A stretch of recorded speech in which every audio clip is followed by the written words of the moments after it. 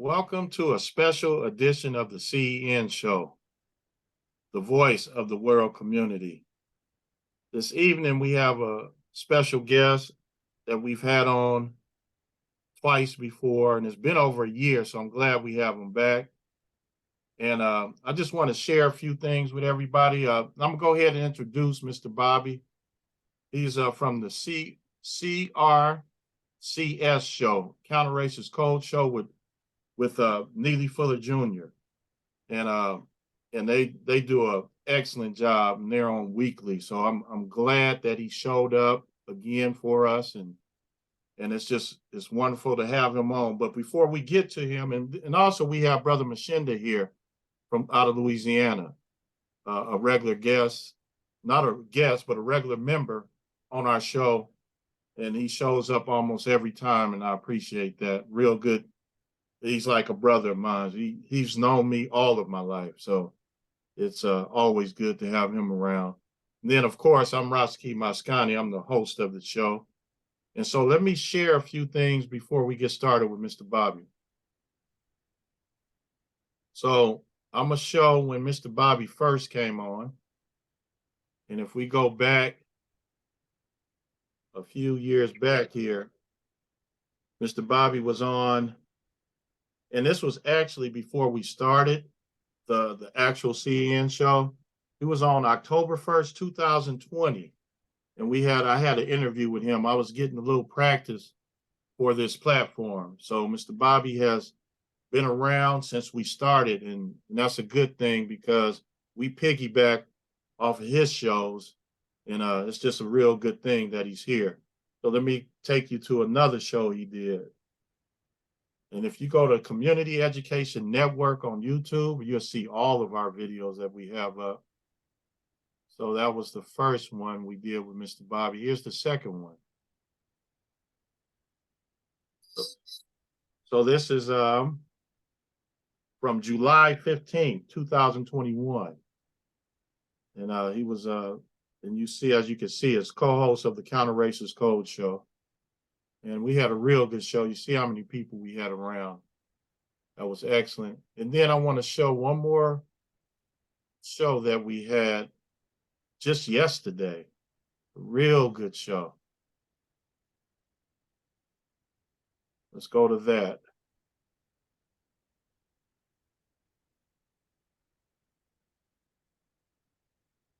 And here it is. And I'm pretty sure Mr. Bobby would have enjoyed this. We have Brother DX, Astrotheology, the Bible Codes.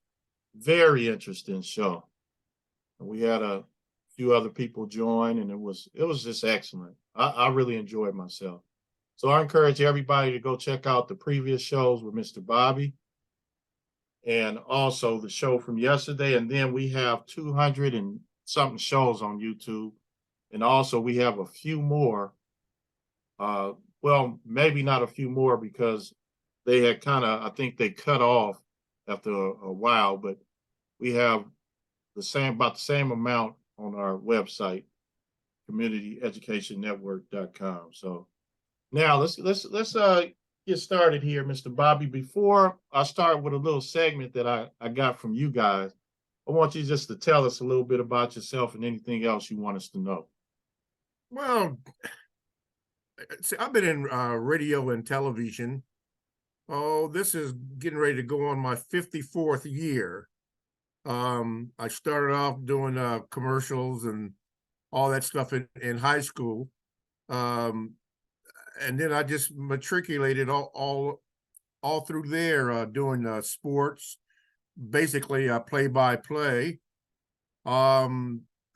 And then somebody noticed me, and then I was employed for a long time with the government, the Postal Service, and that's basically about it. Doing a lot of different things in the community, but mostly trying to help people as much as I possibly can if they would listen. I think that's a problem with everybody.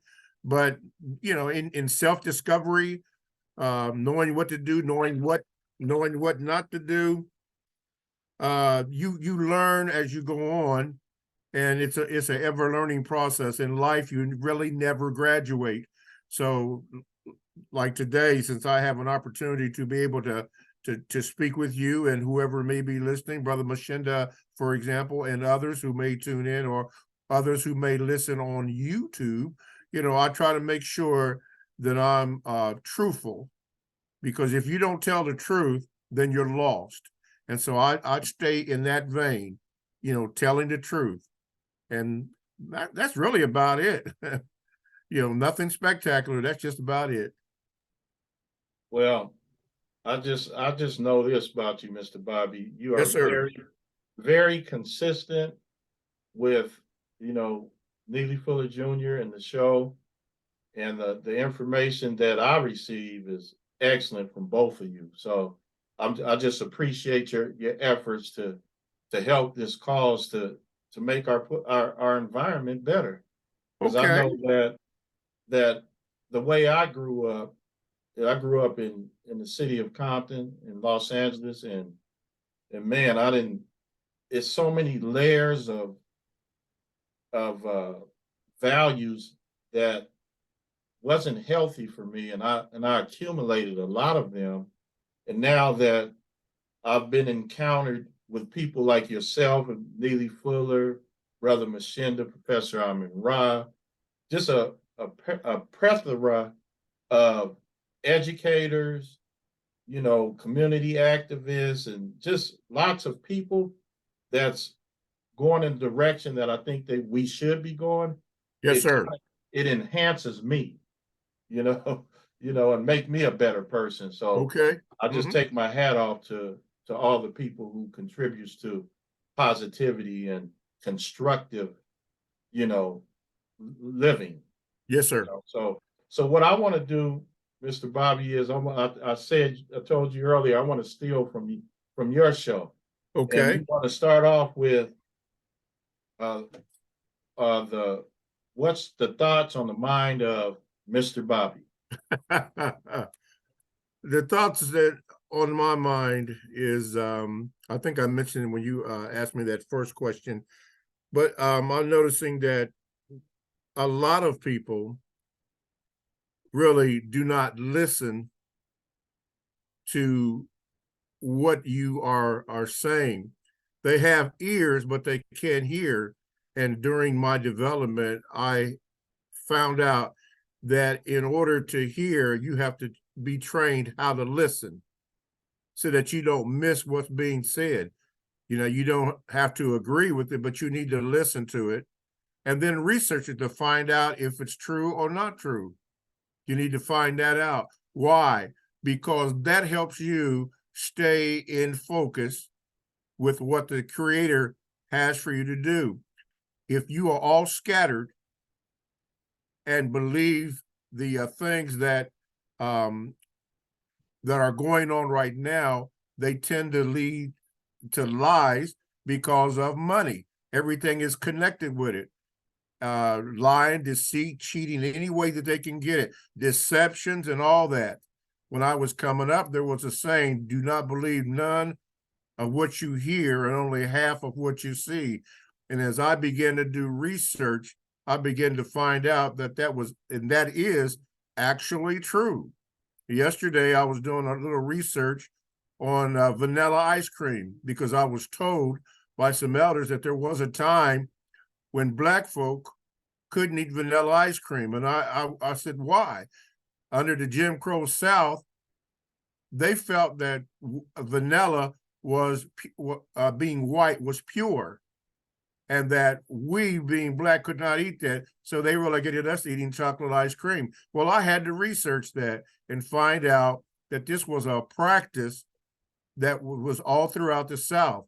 And then some of it matriculated down to, I think it's butter pecan.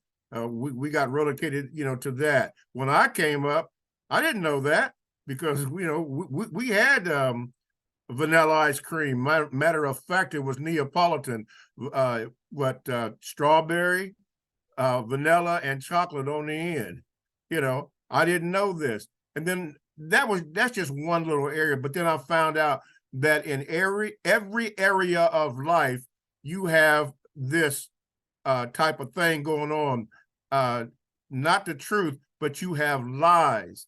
And we are instructed and taught in those lies, which does what?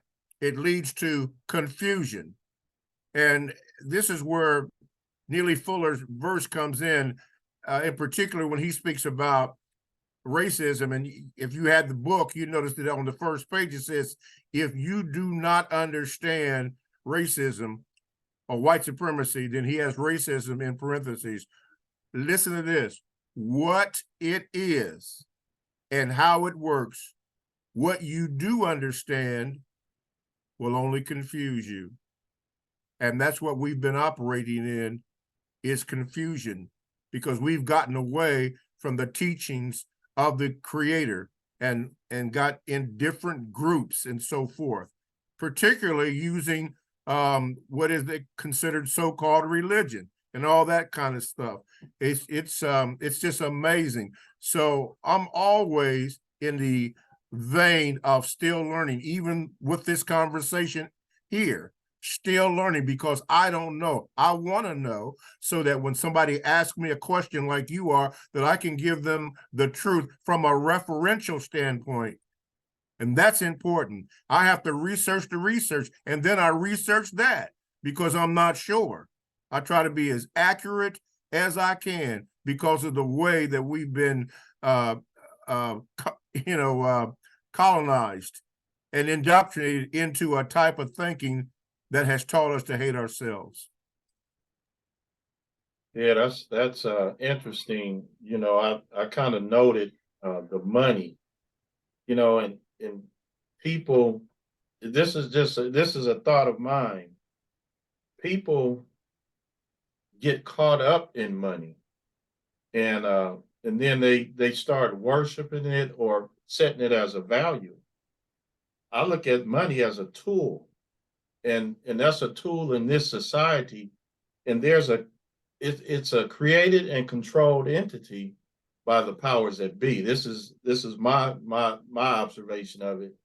And you do need to know how to deal with money, but when you value it to a point where it's that you worship it, and it becomes a problem.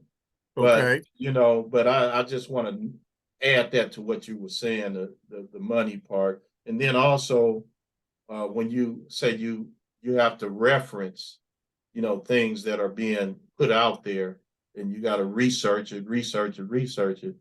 And that's now I think that's a tall task, but the more you dig, the closer you can get to the truth. I think that's Exactly. See, uh, when you mentioned money, for example, and I'm glad you went there, the thing about money that we are not taught,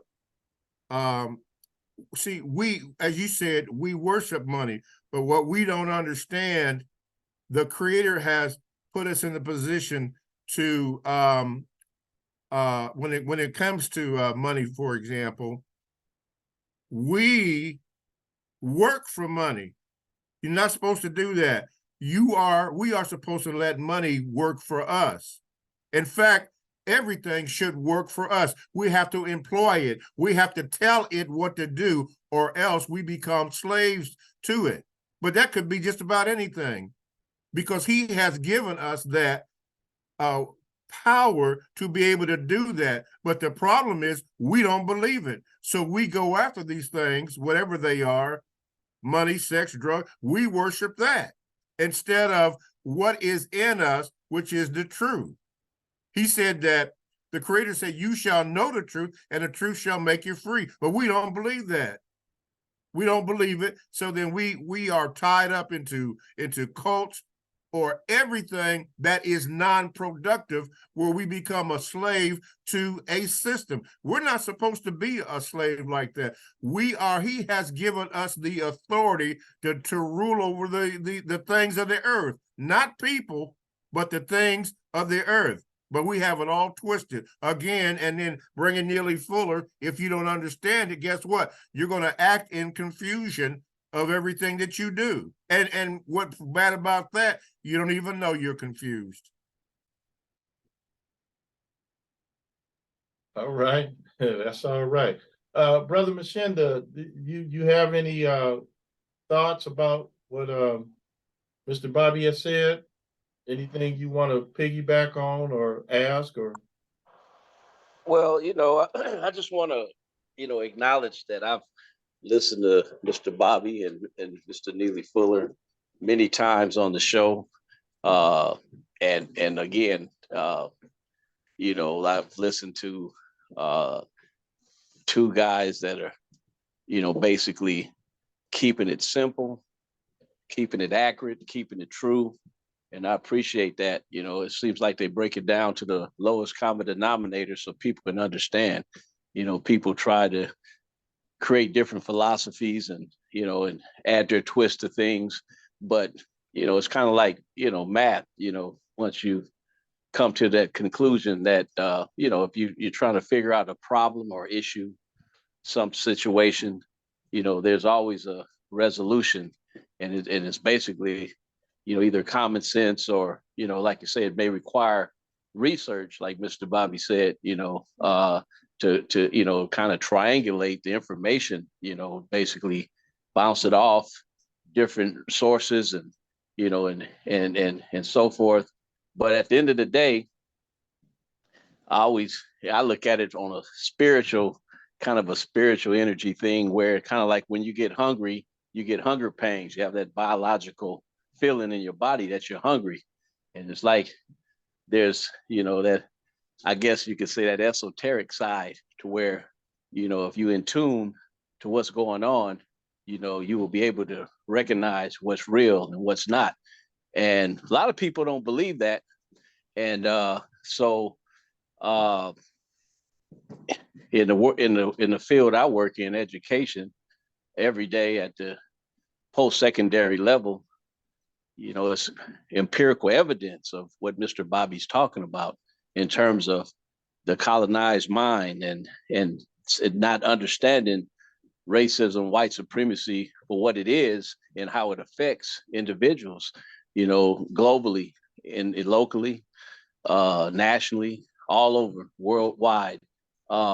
So I really don't have a question. Like I say, I just want to. I'm inspired, when I hear what I'm hearing, things like this, and I just appreciate that he was able to come on tonight, just to shed more light, continue to reflect and try to help people through this struggle. People that chime in and want to really know how to navigate through this life. And talking about money, yeah, I'm in agreement. It's like what you make money work for you.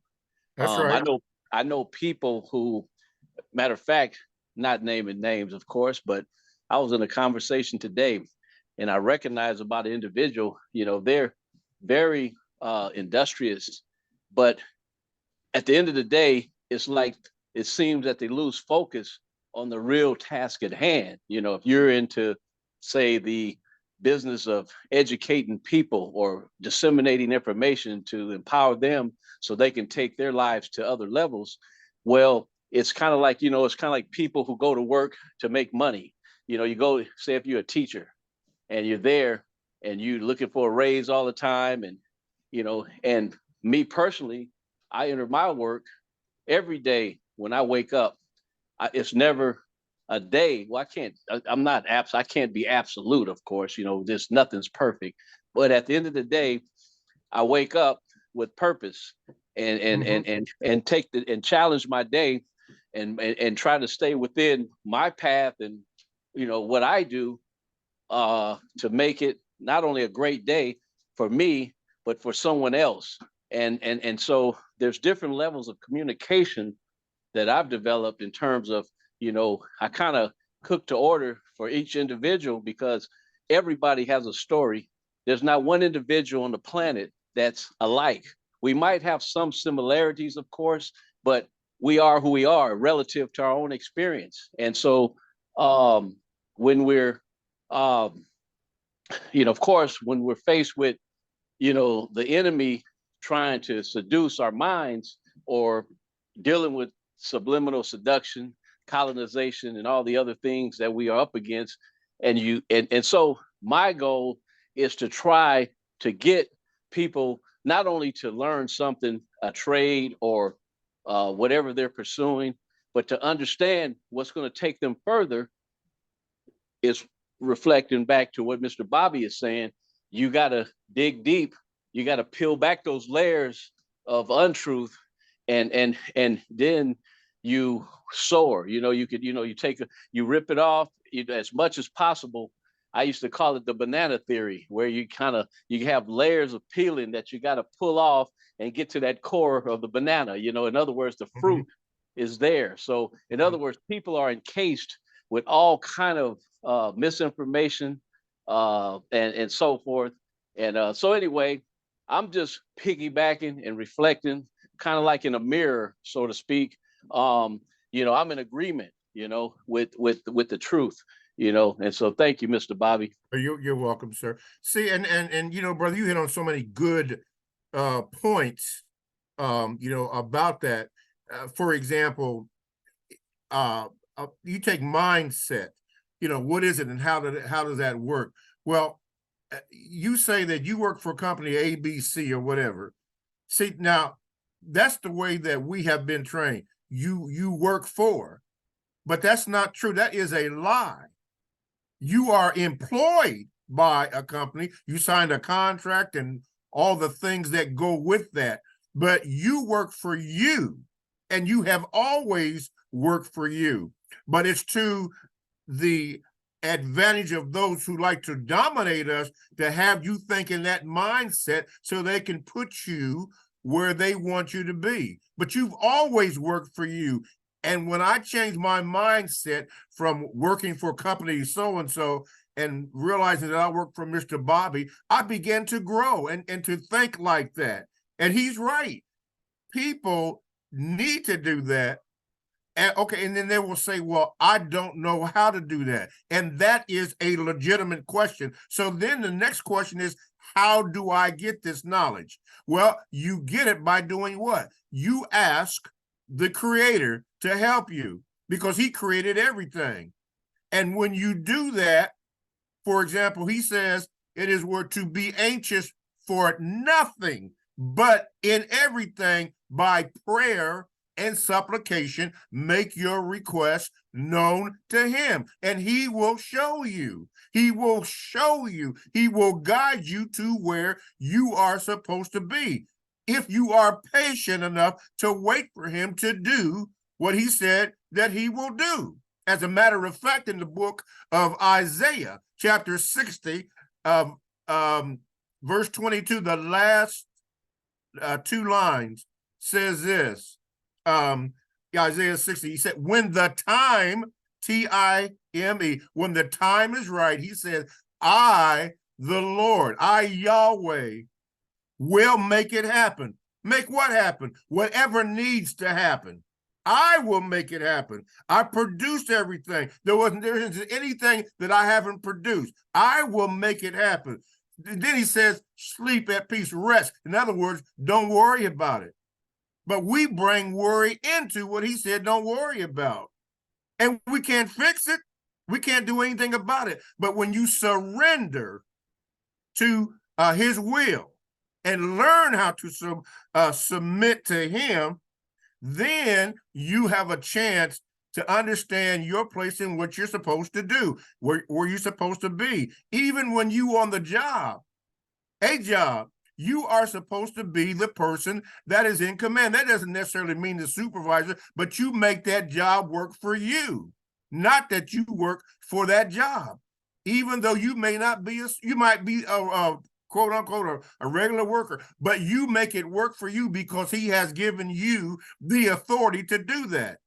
What happens to us? We don't believe it. We don't believe it. We don't recognize how powerful we are. He said, look, greater is I am in you than in the whole world. But we don't believe that. We don't. For example, brick and mortar, which we've been taught to call church. When you mention that word, the mind goes to a building, to a building. But that's not true. Why? Because he said in 1 Corinthians 6:19, he said, don't you know, or know ye not, that your body is the temple of the Holy Ghost, and that the Spirit of God dwells within you? Right there. You are the church. That's why you can go anywhere and begin to speak to people the words and the teachings that he has given you, with, like the brother Machinda said, with constant study and constant research, because you never know everything. And you ask him to help you so that when you speak with people, you're speaking the truth from a referential standpoint.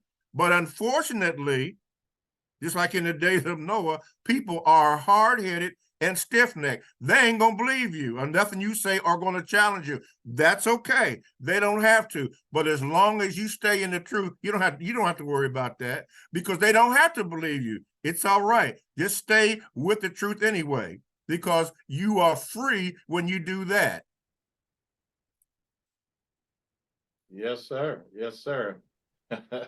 Now, I want to piggyback on something more, or talk about just a little bit mindset. Yes. This is the very reason why we do what we do.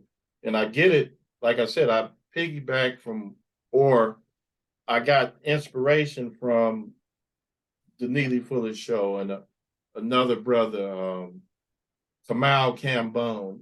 He knows Neely Fuller, Dr. Kamal Cambone.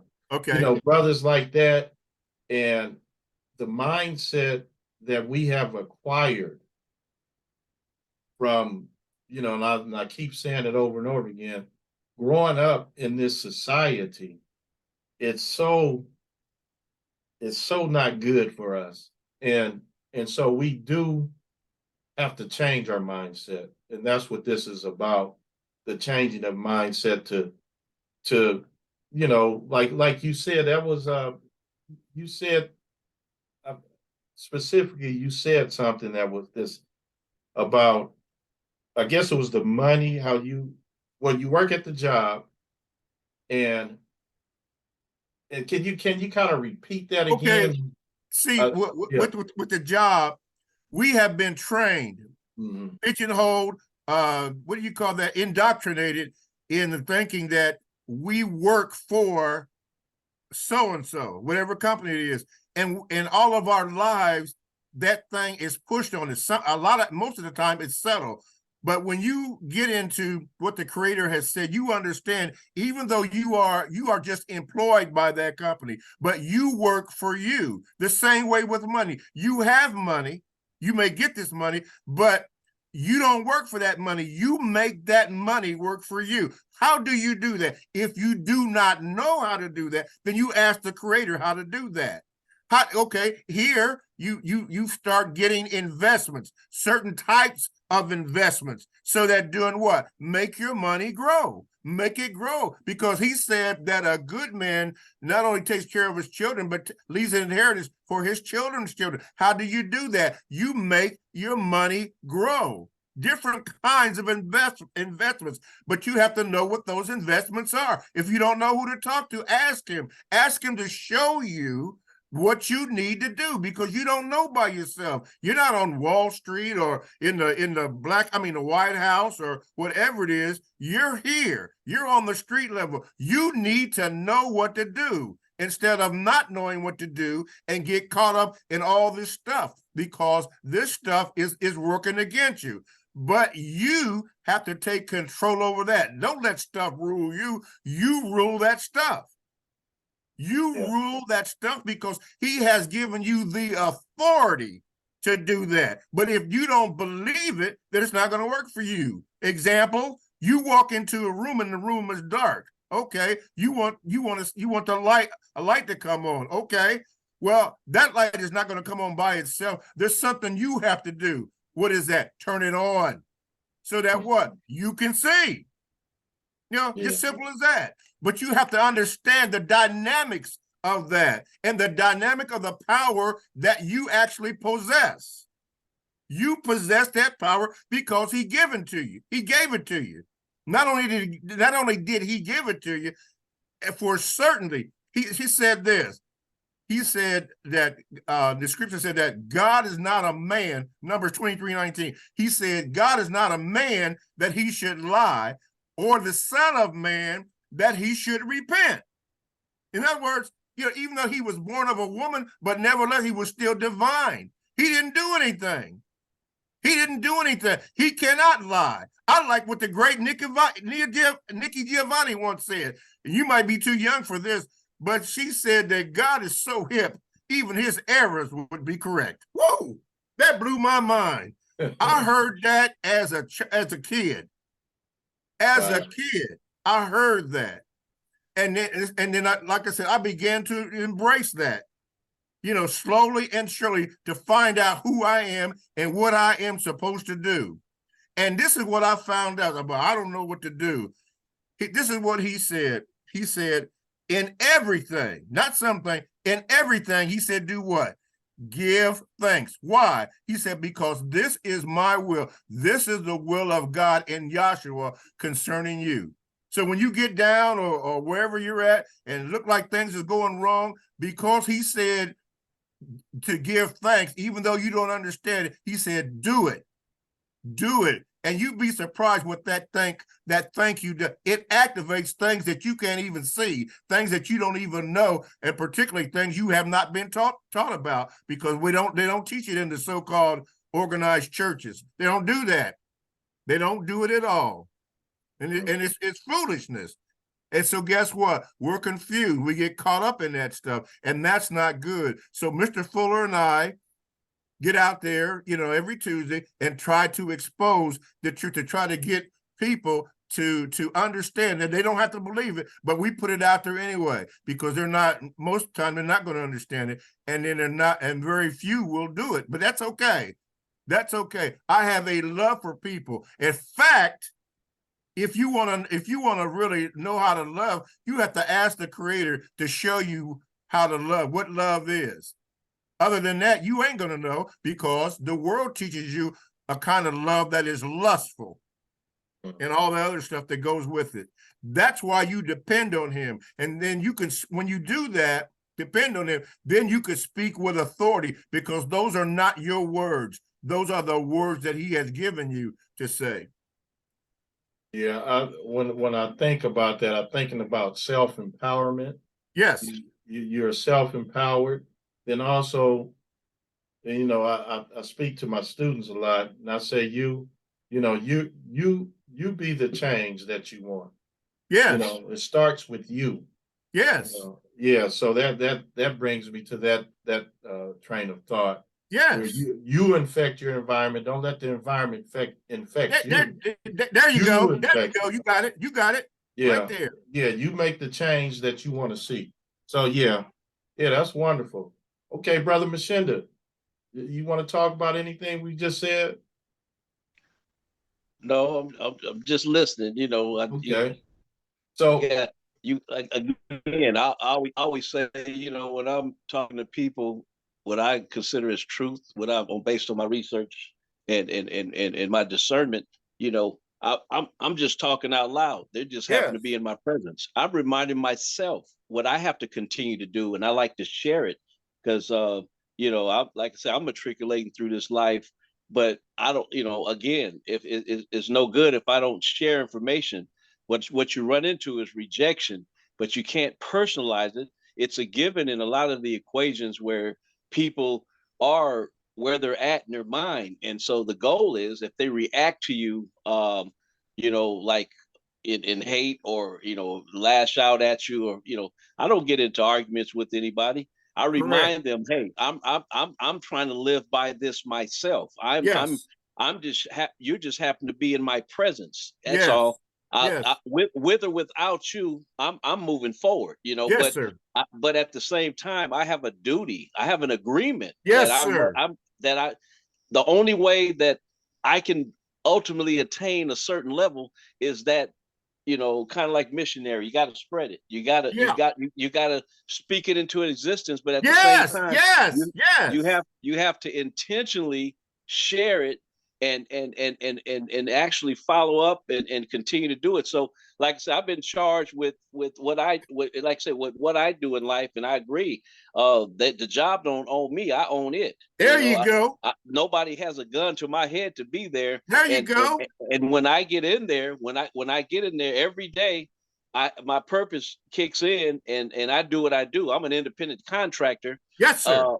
They pay me to come in there, and obviously they trust me to be in the building to carry out some of the basic things that I'm there for. But some of the other things that I put out there, I mean, it's kind of like I have sidebars all day about other things. It's a platform, and I talk about a multitude of things, and I share, and so that's part of the plan. Is to Yes, it's no good if you're not sharing. You know what? You, Brother Mashinda, you said something that is so powerful. It's so dynamic. What did you just say? You said it's not personal. Man, I almost left the building right here when you said that, because it is not personal. You are giving yourself to do what you have to do to try to teach. If you make it personal, then you become an advocate to all the things that are evil. It's not personal. It is not personal. It can't be personal, because if it gets personal, guess what? Then selfishness enters in. And when selfishness comes in, it brings in all of its relatives. And then you get what? Confused, which is what this concept is operating in. They told us, and you may have done this on a lot of shows, and I know you probably didn't believe it, but we grew up thinking that what? Christopher Columbus discovered America. Okay, well, you already know that that's not true. But then later on, research found out that Vespucci, I forgot his Vespucci, it was named at Amerigo Vespucci. That's what the quote America, or the quote unquote United States, was named after. But guess what? I found out, and you guys probably already know this, but there was a man that was the richest man ever on this earth, called Mansa Musa. Okay, and he was from what is that, Mali. Okay, well, anyway, long story short, in I want to say 1391 or 13, yeah, might have been 1391. He gave, well, and a little bit before that, he gave, and you can look this up, he gave his, I think it was his brother or cousin, name was Abukari II. He gave him his kingdom. So, and he traded with the indigenous native people who were Black in this country at least 200 years before Columbus ever set foot in here. And then last week, I found out that Amerigo Vespucci, that wasn't his real name. He was named something that had to do with some people down in Nicaragua whose name was kind of close to America, but it was called Miracle. He changed his name, or his name was changed, so that in the history, annals of history, that would be there, so that people could do that. See, I don't know what this concept is, but Abukari II was trading with the native Black people, indigenous native Black people, in this concept that is that we call, or was called, America, long before, at least 200 years before this joker from Spain that they call Christopher Columbus came over here. But that Christopher Columbus stuff is in the textbook, but it's not true. And they know that it's not true. See, this is what I mean about researching the research, and then constantly researching, opening up the doors so that you can understand how we have been systematically manipulated into different kinds of thinking so that they could captivate us and pigeonhole us, indoctrinize us, colonize us, the 13 colonies, hint, hint, all that kind of stuff. For what? For the support of people who dominate us, in particular, a certain people. Now, did you guys know that the Vatican City is actually a state? Now, I didn't know that. You may have, but I didn't know that. With capital, the euro, a city. Think about that. I didn't know that. You see, you constantly are learning. Why is that? Buy, sell, and trade with money. Why would they do that? But that's what it is. And look how they have misled people all around the world. All around the world. You can look that stuff up and see what they do. And some of that stuff has been exposed. The raping of children, they agreed with slavery and sanctioned it and all that kind of stuff. And you're supposed to bow down for that and kiss the ring and all that kind of stuff. Got into paganism, and still doing that. And God said that you shall have no other gods before me. That's lowercase gods. But what we do it anyway, whatever it is. Money, sex, whatever it is, drugs. Here, they killing each other over drugs. Don't own no factories, no nothing. But drugs is put in our community. Now, I don't know how it is in South Central. I heard a lot of things about that, how a certain 3-letter or 3-initial organization infiltrated to bring drugs into South Central to do what? To dominate stuff. I heard there's certain groups, and I'm not going to call out their name, were created by that certain 3-initial organization to do what? To get in our community and divide it up through drugs and all that kind of stuff. It goes on and on. People who they assassinate and all that kind of stuff. And I'm sure, with me throwing out these little hints, you already know some of this stuff. Yeah, it was something else. It was documented in I don't know if it was San Francisco, but they had a big series of articles talking about the Contras and how the drugs was being smuggled in. Yeah. Yeah, to fund the Contras. And, that's right. It's just, it's well documented. Yeah. Fighting over colors and carrying on stuff like it's a distraction from what's going on. So I hate you, you hate me, and all that kind of stuff. Yeah, go ahead. They dump all those drugs in LA and a bunch of the cities in the inner cities. And it was funding the Contras. That's what it was doing, and just destroying us. Yes. But funding wars and all that. It's crazy. Yes, it's crazy. And we condescended that because they made you think, they being whoever's in control, that Big Willie Slick was the big drug dealer, driving the pink Cadillac and all that kind of stuff. He was the man. He wasn't the man. He was just used by the man as a distraction so that we would look at him. And they sold that to the grandmother out in Iowa because she was scared of you. Something. Now, Mr. Bobby, I want to do something that's out of the book, Neely Fuller's book. Yes. And I don't know, so I'm just going to ask this question. Yes, sir. Do you have a religion? I am the religion. Okay, because I was going to say, what's the name of your religion? The questions Neely Fuller asked. Yeah. What's the name of your religion? My religion is Mr. Bobby, but I believe in, some people call it the higher power, but I found out what his name is, Yahweh. I divorced myself from the what I was taught about the church, because in my mind, the church was the brick and mortar. But when I found out, when Paul wrote his letter to the Corinthians church, that the Spirit of God is within me, or Yahweh is within me, he said, know ye not that your body is the temple of the Holy Ghost, and that the Spirit of God dwells within you. That's in me. That's in me. He put himself in me. So I am the church. Now, the world or the Christendom, they can't accept that because they think that's blasphemous, but it's not. Why would Yahweh lie? Why would he lie? He wouldn't do that. He would not do that. But you have to accept that or believe that, or you don't. And if you don't, then you become confused and support all this other stuff.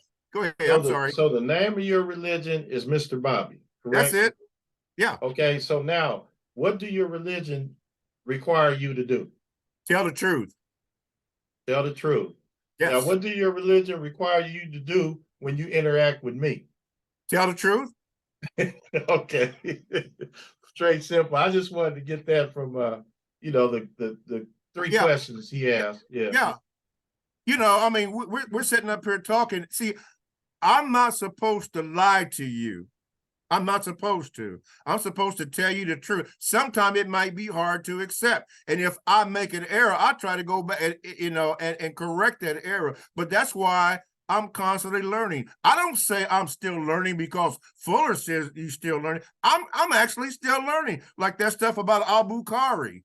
The second, I didn't even know that Mansa Musa had a brother or cousin, and from Mali and so forth, and what they did over 200 years before Columbus set sail over here. See, everything is just a lie for what? Domination. For what? For money. To use people, to use us in particular, and then to teach us how to hate ourselves. But they go in there and have sex with our women. You know what I'm saying? All that kind of stuff. And so they taught us how to hate each other. And we still do. We still do. Even down to that ice cream story I was telling you about, because I didn't believe that until I started doing the research on that. Under the Jim Crow laws here. See, everything has to be questioned. Everything. Because he has given us power, but we have to use it. Like when I gave you the example of the light in the room, you got to turn on that light. You possess that power. You possess it. Turn it on. Turn it on. Yes, sir. Yes, sir. So now, is there anything else that you would like to share with us? Because I know that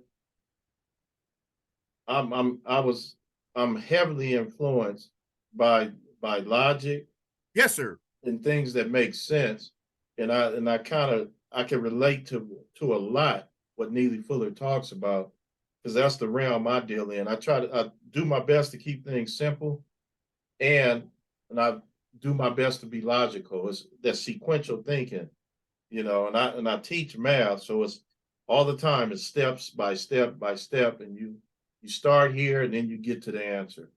So, is how does Neely Fuller impact your thinking?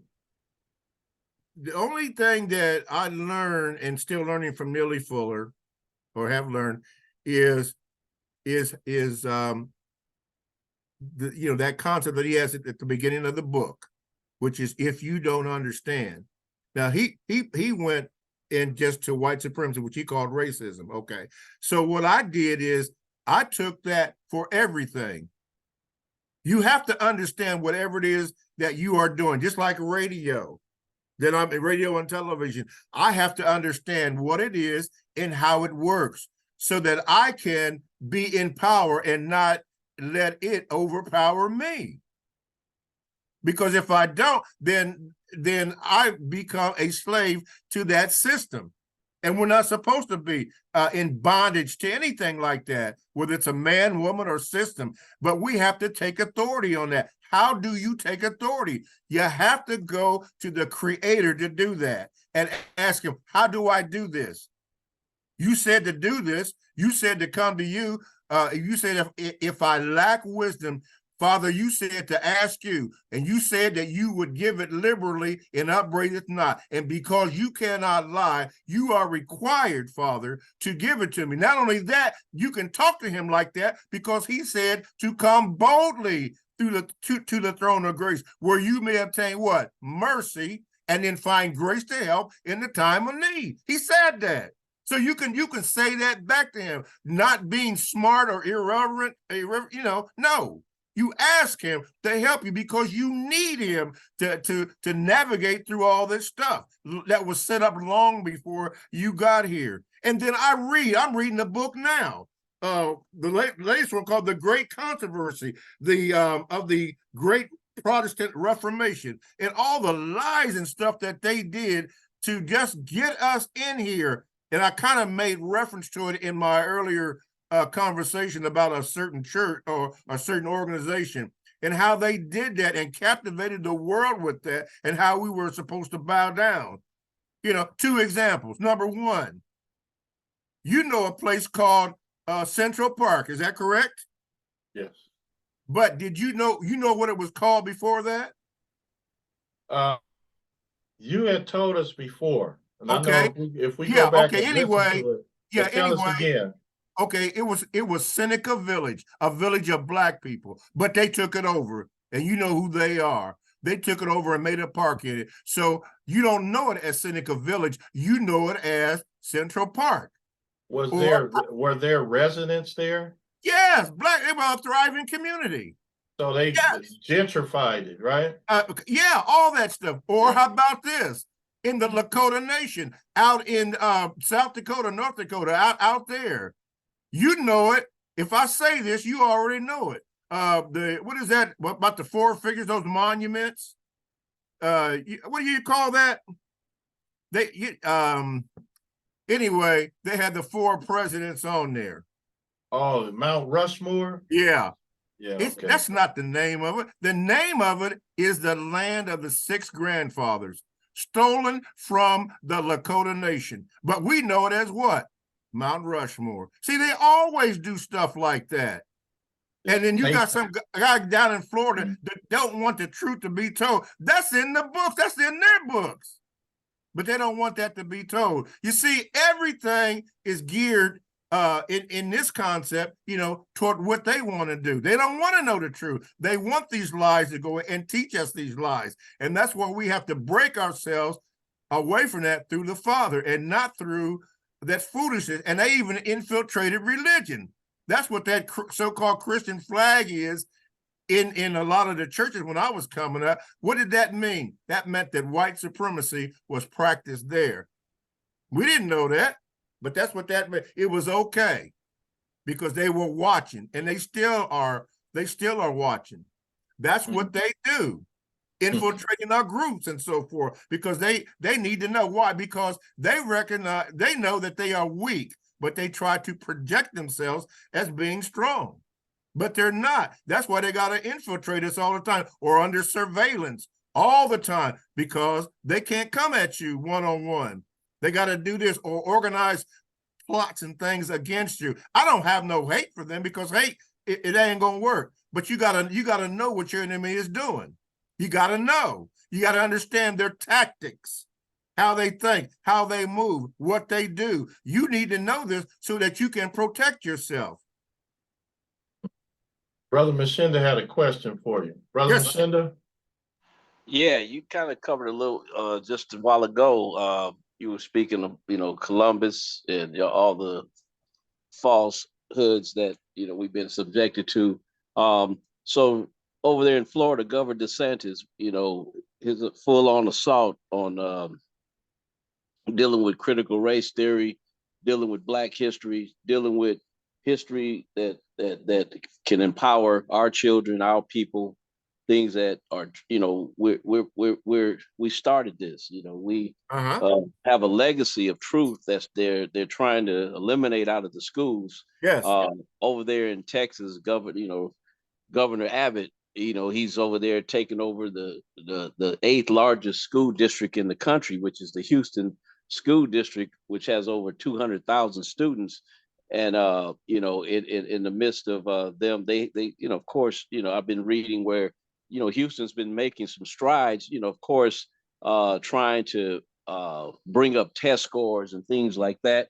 And so of course we can talk about that's an assault and attack in itself in terms of the school systems. Where we live at, where the Hispanics and Blacks live, predominantly that makes up the Houston school district, Blacks and Hispanics. Of course, trying to keep truth out of those schools and trying to maneuver and manipulate the minds, according to the way they see it. And so therefore, using these test scores and things like that, to measure, who we are, when in fact that, our preparation, they don't, they're not concerned about our preparation, because if they were, they would, the resources would be there. We would have resources all children can learn. Of course, if you have some kind of uh, you know, challenge or something to that effect, to brain injury or something to where it keeps you from learning, even then you can improvise, and there's ways to perform. I totally believe that, but but at the same time, just looking at this assault in this modern day assault of taking out, you know, history, anything black. How about that? Anything black. This white supremacy move that's going on. It's like a full court press that's going on. I wanted to know what's your take on that. Is the things that are going on. Expand on that, and also want you to, if you can, talk about the reparations movement, especially that's going on in San Francisco, Okay. California, and things like that. Thank you. Okay. Now, all that you have just brought up and said, and what you haven't brought up and didn't say, can be summed up by doing one thing. And that is, if we start loving each other as Yahweh had said, if we do that, then every single problem that we have would go away. Everything that you just mentioned would go, because see, love would cause you to care for your brother and do your brother right and not mistreat them. It's real simple. And as a matter of fact, in the book of John, chapter 13, verses 34 and 35, what does he say? He said, I give you a new commandment, that you do what? That you love one another. Just as simple as that. But no, what we want to do is go back to the old Mosaic law and what they said in Deuteronomy, particular chapter 15, chapter 28, 15 through 67. Man, you don't follow all the rules, the 10 Commandments and all that stuff. You don't do any of that. You don't do none of that. But even when he came here, and then, of course, you probably know this by heart because you were taught that. What did Yahweh say? He said that God so loved the world. I hate to use that King's English, but anyway, he said God so loved the world that he did what? He gave his only begotten son. Notice he said love. It's all signed up. It all goes to love. And then in John, like I said, chapter 13, verse 34 and 35, he tells us to love one another. In that you show the love of the Father. But we don't do that because we got to put on some kind of show. And then when we don't do that, then you have all this mistreatment and all that stuff that you just mentioned and all the stuff that you didn't mention that goes on. Because when one of us is mistreated, then all of us are. Governor DeSantis and all that stuff, yeah. Reparations, yeah. Should we be paid? Everybody else got paid, yeah, but they don't do that. And I'm glad you mentioned reparations. From a historical standpoint, listen to this. You heard about the Emancipation Proclamation? Both of you have probably heard that. That's what they taught us in school, that whatever his name is, Lincoln freed the slaves. That's what they told us in school. But that wasn't really true. When you start doing the research about that, have you ever heard of this? The Washington, D.C. Emergency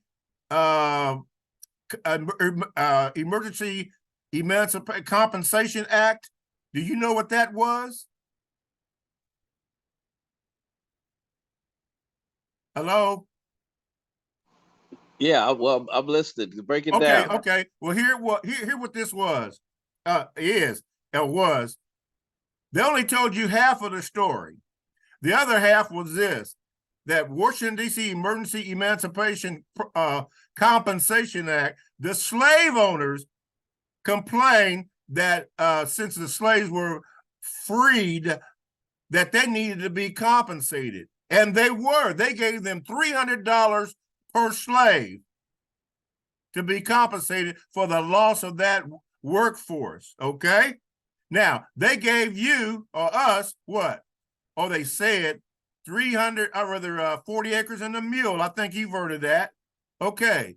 Now, when you research that further, and I don't know about your family, I know mine didn't. We didn't get no 40 acres of the mule, but I discovered that there was a caveat to that. You could actually get the 40 acres and a mule if you left the country. How about that? See, they only tell what they want to tell. Going back to DeSantis, taking away stuff. They don't want the truth to be told. Yeah, you can do that. Yeah, you can do that. They only tell us what they want us to know. Or like the Black Bank, the Freedmen's Bank. You heard about that? Yeah, from 1865 till 1874. Frederick Douglass put $10,000 into that bank, but they didn't want that to flourish. You freed all these people, and all they had skills was what? Sharecropping. So the Freedmen's Bank, you can look that up, was set up, but they had white regulators who bankrupted the bank. Hint, hint. SBV, Signature Bank, the same stuff going on today. What? Corporate greed. They destroyed that bank because they wanted to destroy us. They don't want you to have land.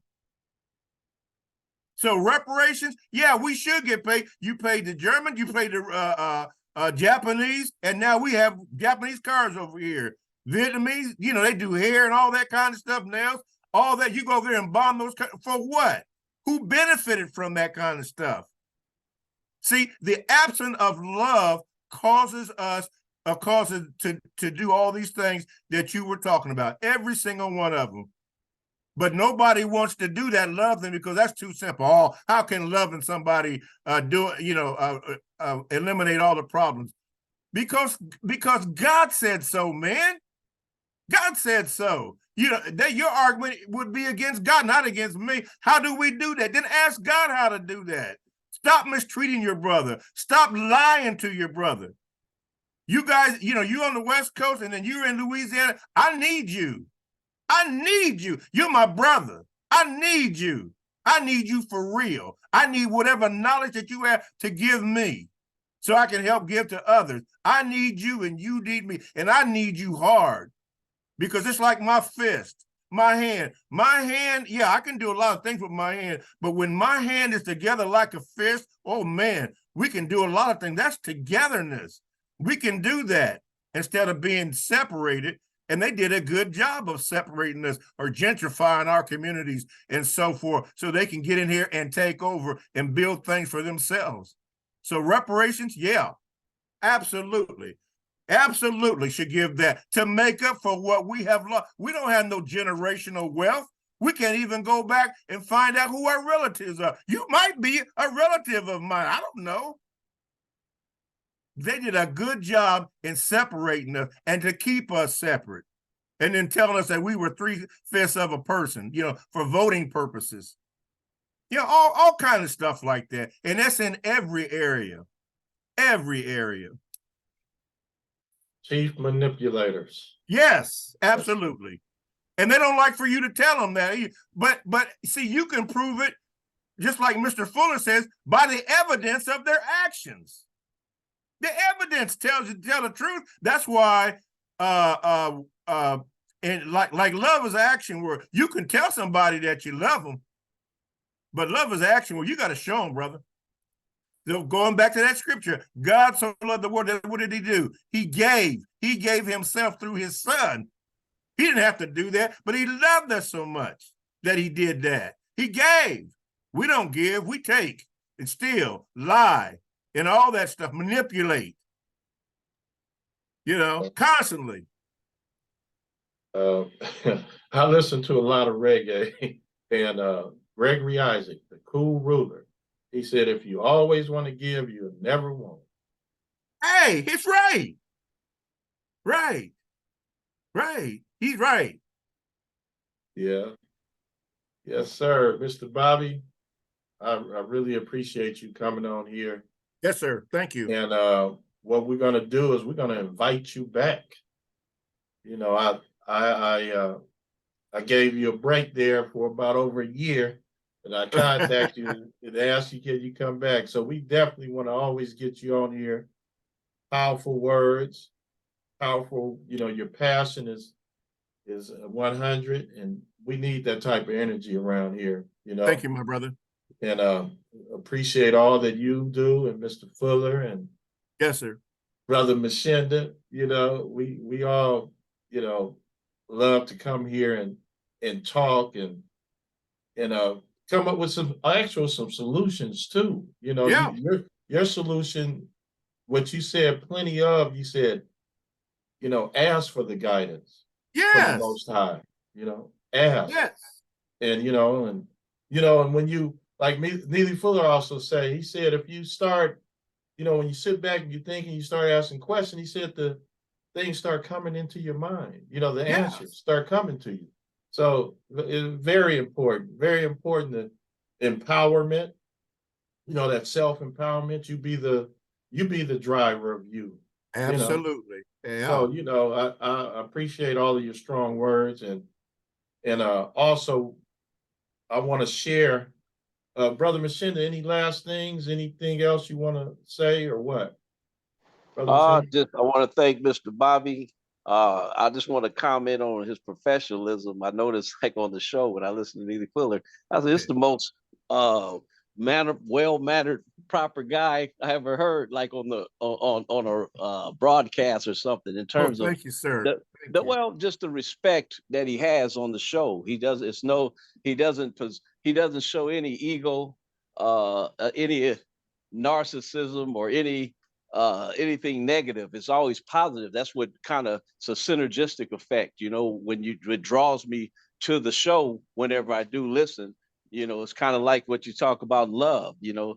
In love, it creates a synergy, you know. Yeah. Yeah, and it's, love is the devil's kryptonite. Yes. That's Yes. it. Thank you, Yeah. Mr. Bobby, for coming, man. Come back again. Yes, sir. Let me just share one more thing. I was speaking to a lady. I'll make it real quick. I was speaking to a lady the other day, and she was complaining about how things were coming against her, and all these people were coming against her. And I said, "Young lady, don't you know that God, Yahweh, is so accurate that He threw hailstones? Check this out: hailstones from heaven to kill the enemies of our people." Now think about this. You know, there are 7 heavens, and the sun is in the firmament. The moon is 300 and something thousand miles away. The sun is 93 million miles away. It would take you 3 years to get to the sun, if you could get to it from here. I think it's 3 days to the moon anyway. And then there's a 7 heavens. So if God threw hail, and when He did, this is in the book of Joshua, chapter 10, verse 11. Think how accurate God is to throw hailstones that far, to go through the oceans that are up above the firmament and get hailstones and threw them all the way down to heaven. I mean, to earth, to kill those people that were bothering our people. Now you speak about accuracy, no, brother. And what I'm trying to say, if God be for you, if Yahweh be for you, who could be against Him? Okay, I'm out. Appreciate it. So let me share what's coming up in the next few shows we have. On Monday, we have Jerry Asul Jabal. Let me show you his brother. Okay. Deep brother. Let me share the screen. This is his book. It's called Conspiracy of Silence. Yeah. And it's racism and white denial of their African origins. Jerry Asul Jabal, he's a real good friend of Professor Amin Ra, and that's going to be on Monday on Conscious Corner. And then on Wednesday, we have Damian McCalman. He's been on the show a few times. Even Jerry Jabal been on the show a few times. And the title is Character or Color? How do we want to be judged? So both of those shows should be very interesting. I'm looking forward to them. All right, Mr. very Bobby, anytime you have time, you come visit us. You know, good. Just it's zoom right open in to there. the public. Okay, thank you. Yeah, on Appreciate it. Mondays and Wednesdays, we here weekly, like you are on Tuesdays. Okay, I Yes, appreciate sir. that. So anytime, you know, you want to come on, it's right there, just how you got on tonight. And then Okay, also, when we close, can you please stay on a second? I have a question for you. yeah, okay. So I'm gonna close for this evening. You know, we're just gonna take a pause. As Rohan Marley said, you know, we just taking a pause. And I want to say conscious corner and each one teach one. Everybody have a good evening.